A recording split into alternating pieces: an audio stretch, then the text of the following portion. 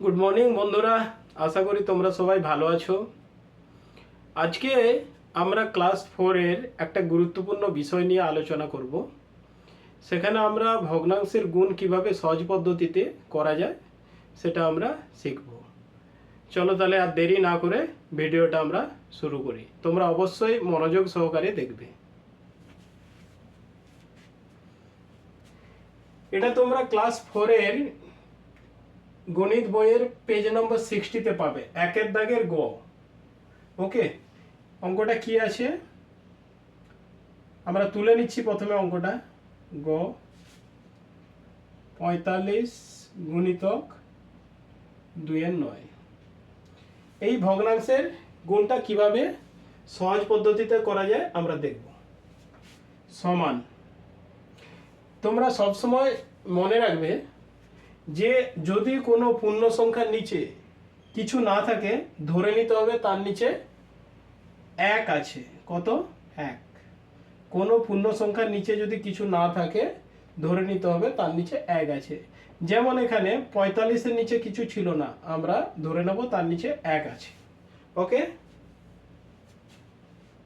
তাহলে সমান। এবারে দেখো এটাকে আমরা কি করে নিচ্ছি, একটা পুরো দাগ দিয়ে দিচ্ছি।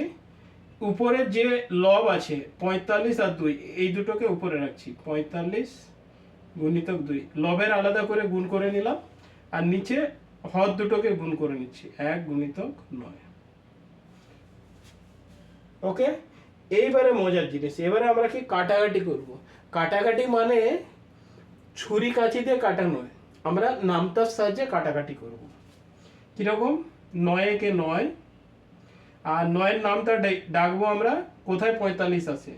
9 কে 9, 9 দুগুণে 18, 9 তিনে 27, 9 চারে 36, 9 পাঁচে 45।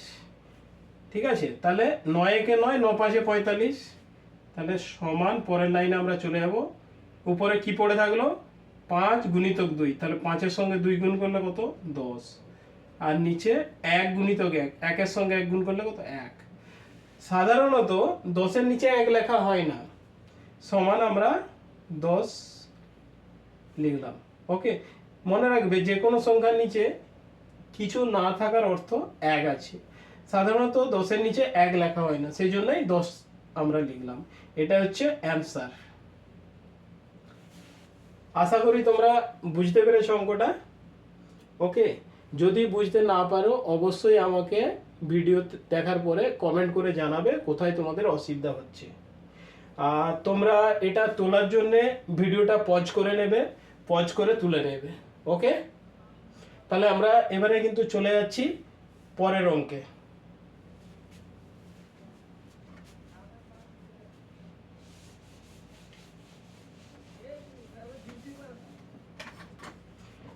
তাহলে আমরা এসে যাচ্ছি 6-এর দাগের অঙ্কে। অঙ্কটা আগে তুলে নেব, এটা মুছে দিলাম যেহেতু এটা হয়ে গিয়েছে।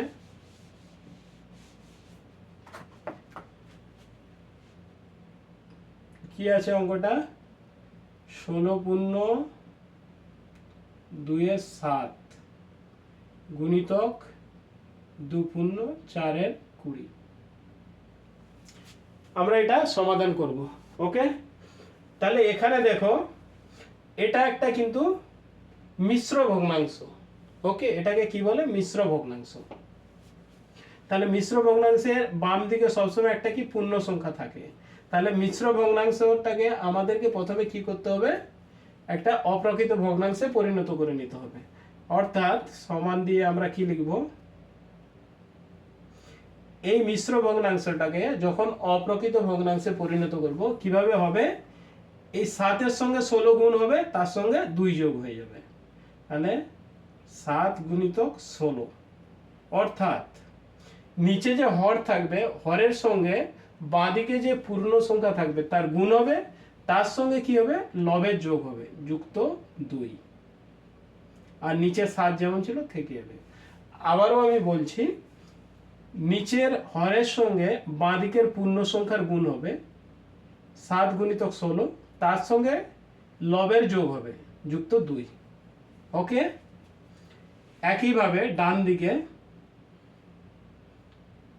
হর কত আছে 20, 20 পূর্ণ সংখ্যা কত আছে 2, যুক্ত কত হবে লব 4, নিচে যেমন 20 ছিল হয়ে যাবে। ঠিক আছে, আমরা স্টেপ বাই স্টেপ করছি। তাহলে পরের ধাপে কি হবে, সমান। এবারে আমাদেরকে 16 সঙ্গে 7 গুণ করে নিতে হবে। এটা আমরা রাফে করছি, দেখে নাও। এদিকটা আমরা অবশ্যই রাফ করব। তোমরাও যখন গণিতটা করবে তখন কিন্তু রাফটা অবশ্যই দেখাবে পাশে।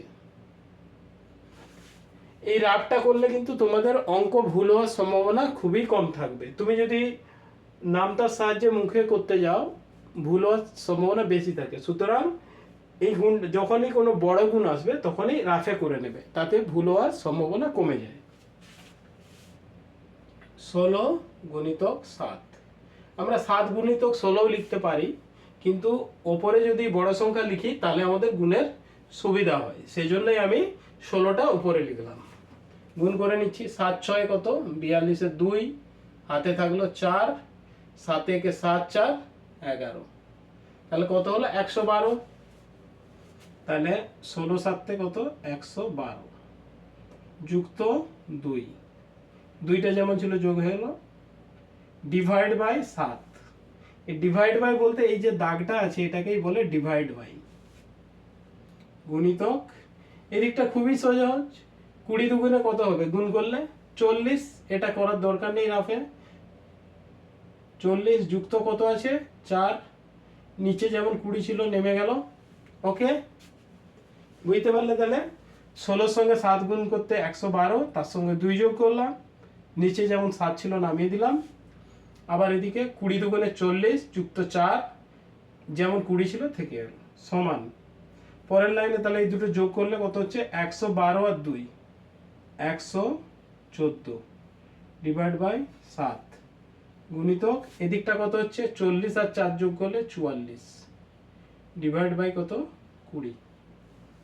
ঠিক আছে, তাহলে আমাদের এখানে কি হলো, এই যে পূর্ণ সংখ্যাটা ছিল এটা আমরা সরিয়ে দিলাম, সরিয়ে কি এটা একটা অপ্রকৃত ভগ্নাংশে চলে এলো। ওকে, এবারে কি করব, আমরা দুটো লবের গুণ করে নেব আর দুটো হরের গুণ করব। পরের লাইনে সমান, পাশেই দিচ্ছি নিচে যেহেতু জায়গা নেই, 114 গুণিতক 44, আর নিচে হর কত আছে 7 গুণিতক 20, যেহেতু মাঝে গুণিতক আছে মানে উপরের সঙ্গে উপরের গুণ, নিচের সঙ্গে নিচের গুণ হবে, 7 গুণিতক 20। এবারে আমরা কি করব, কাটাকাটি করব সেই নামটার সাহায্যে। দেখো এবারে কোনটা কাটবে আমরা বুঝবো কি করে। এস 44 আছে, এস এ কি জোড় সংখ্যা, 4 মানে জোড় সংখ্যা, আর 20 এস এ 0 আছে তার মানে এটাও জোড় সংখ্যা। তাহলে যখনই জোড় সংখ্যা হবে তাহলে জোড় সংখ্যার সঙ্গে জোড় সংখ্যার নিশ্চয়ই কাটাকাটি হবে। আমরা প্রথমে 2 দিয়ে চেষ্টা করব, দেখি 2 দিয়ে যায় বাকি। 2 একে 2, 2 শূন্যে 0, অর্থাৎ 2 10 20, এটাও 2 দিয়ে যাচ্ছে। দেখো 2 দুগুণে 4, 2 দুগুণে 4। ওকে, আবার দেখি 2 দিয়ে যায় বাকি। দেখো 2 এর নামটায় 2 5 10, আর 2 একে 2, 2 একে 2, 2 11 22 হলো। তাহলে আমরা কাটাকাটি করলাম, দেখি আর কিছু যায় বাকি। 114 কে কি 7 দিয়ে যাবে, একবার চেষ্টা করি। 114 কে 7 দিয়ে ভাগ যায় বাকি, 114 7 দিয়ে,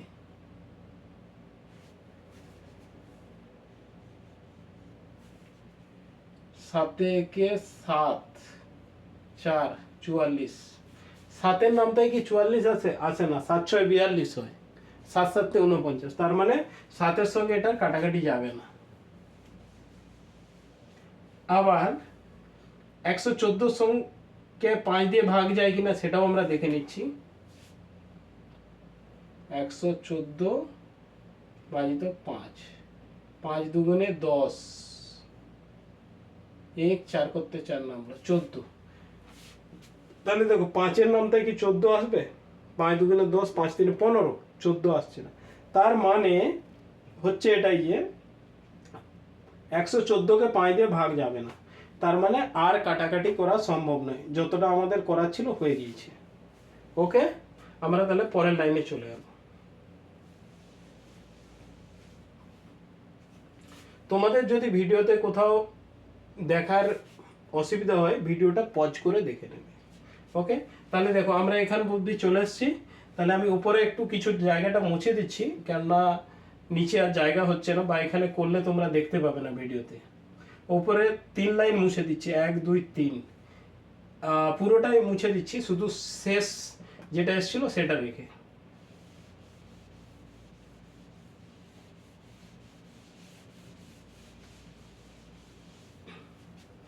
এটা তাহলে কত হচ্ছিল, ওপরে কি রয়ে গেছে 114 গুণিতক 11 লিখে নিচ্ছি, ওপরে সমান 114 গুণিতক 11, আর নিচে কি থেকে গেছে 7 গুণিতক 5, 7 গুণিতক 5। ওকে, তাহলে আমাদেরকে কি করতে হবে, 114 সঙ্গে 11 গুণ করে নিতে হবে, আর নিচে 7 সঙ্গে 5 গুণ করতে হবে। আমরা তাহলে গুণটা করছি, 114 সঙ্গে 11, এখানে এই রাফটা পুছে দিলাম, 114 গুণিতক 11 গুণ করছি, 1 4 4, 1 1 1, 1 1 1, এখানে গুণিতক এসে যাবে, আবার 1 4 4, 1 1 1, 1 1 1, ঠিক আছে। তাহলে 4 4 1 5 যোগ করলে 1 1 2 1, 1254 হলো। তাহলে 114 সঙ্গে 11 গুণ করতে কত হলো, 1254। তাহলে আমরা উপরে লিখব 1254, আর নিচেরটা খুবই সহজ, 7 5 কত হয় 35। এবারে আমরা যেহেতু অঙ্কটা মিশ্র ভগ্নাংশে দেওয়া ছিল, সুতরাং আমরা এটাকে মিশ্র ভগ্নাংশে পরিণত করে নেব। ওকে, মিশ্র ভগ্নাংশে পরিণত করলে কি হবে, সমান 1254কে 35 দিয়ে ভাগ করতে হবে। আমি ভাগটা পাশে দেখিয়ে দিচ্ছি।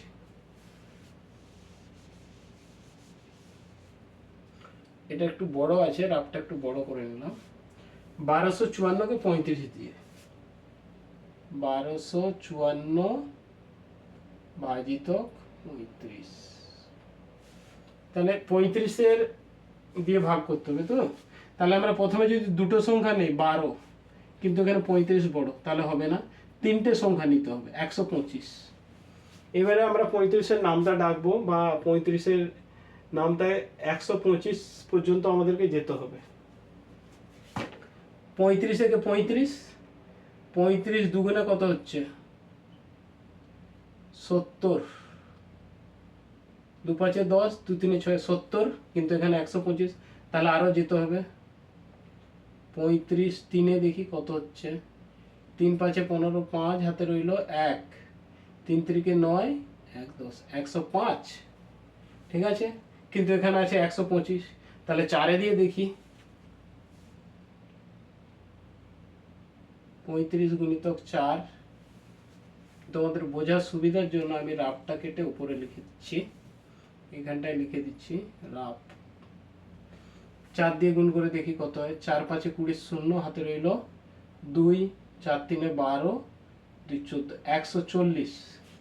তাহলে দেখো আমি কিভাবে, কত দিয়ে যাবে কিভাবে আমি এটা বাছলাম। এটা একটা খুব ইম্পর্টেন্ট জিনিস, তুমি কিভাবে বুঝবে কত দিয়ে যাবে। তাহলে আমি কি করলাম, 35 2-এ কত দেখেছি 70, এগুলো তোমরা রাফে অবশ্যই করবে, ঠিক আছে। তাহলে তোমরা নিজেও বুঝতে পারবে, তোমাদের করতেও সুবিধা হবে, এবং অঙ্কটা ভুল হওয়ার সম্ভাবনাও কম থাকবে। 35 দুগুণে 70, 35 3-এ 105 হয়েছে, 35 4-এ 140 হয়েছে। ওকে, 35 4-এ 140। তাহলে আমার এখানে আছে 125, তাহলে আমি 140 নিতে পারবো না, কারণ 125-এর থেকে বড়। তাহলে আমি কোনটা নেবো, 35 3-এ 105, এটা আমি নেবো 105। তাহলে কত, 35 3-এ 105, বিযুক্ত চিহ্ন বসে গেল। এবার আমি বিয়োগটা করে নিই, 5 5 মিলে গেলে 0, 2 করতে 2। ওকে, বিয়োগ 125 থেকে 105 বাদ দিলে 20 হচ্ছে। তাহলে 4 আমার যেমন ছিল নামিয়ে নিলাম। এবারে আমাকে আবার করতে হবে কি, 35-এর নামটায় কোথায় 208 আসে দেখতে হবে। 208-এর থেকে কম, বেশি হলে চলবে না। যেমন এখানে করেছিলাম একইভাবে করব। আমার 35 4-এ জানা হয়ে গেছে কত, 140। আমাকে যেতে হবে 204 পর্যন্ত। তাহলে আমি 35 5 থেকে শুরু করব।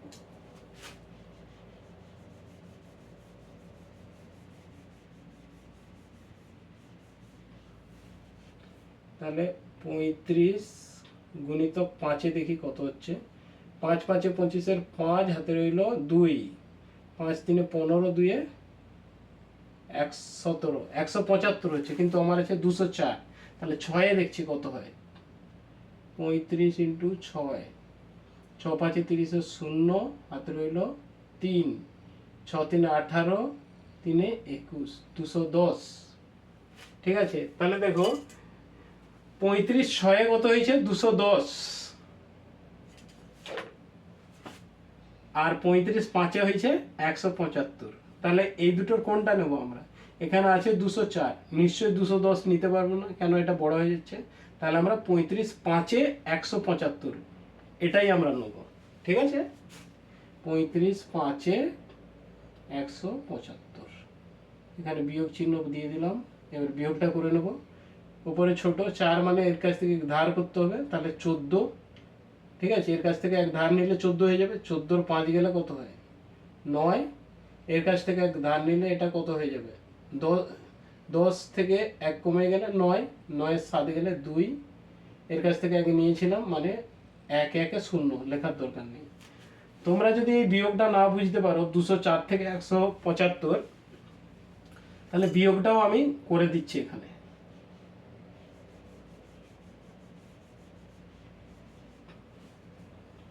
দুশো চার বিযুক্ত 175, খুবই সহজ বিয়োগ। তোমরা বিয়োগ আশা করি আগে করেছো। দাগ নেবে, 4 আছে, যাবে না, তাহলে এখানে একটা দাগ দিয়ে দাও, তাহলে বুঝতে সুবিধা হবে। 4 আছে, এর কাছ থেকে এক ধার নিলে কত হবে, 14।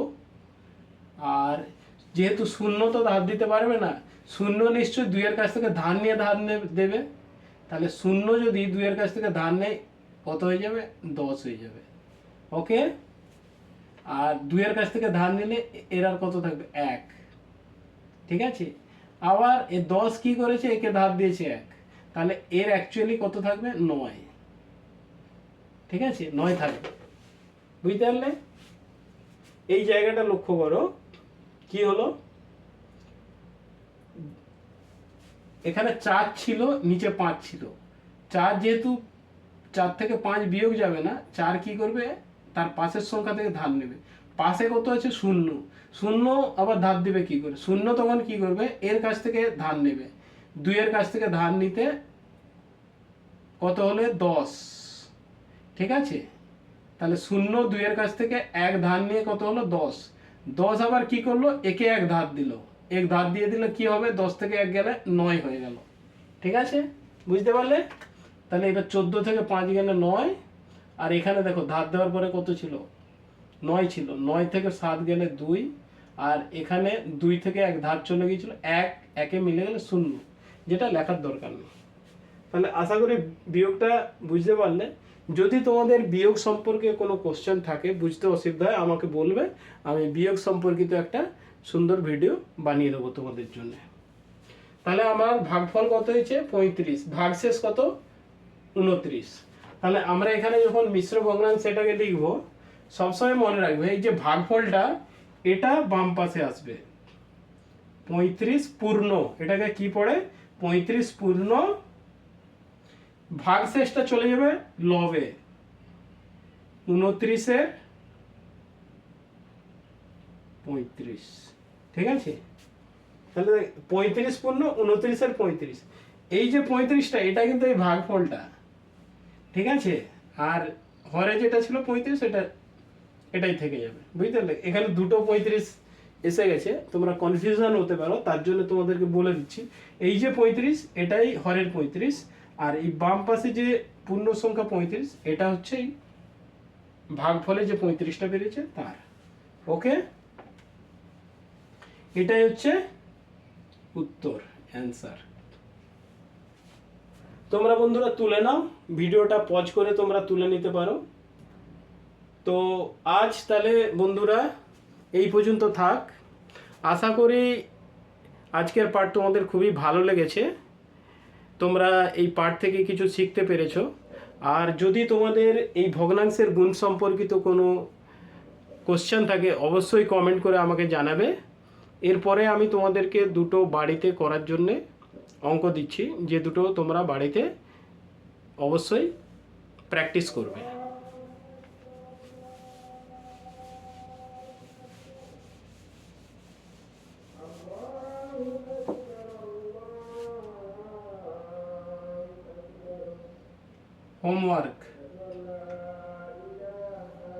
হোমওয়ার্ক একের দাগে দিলাম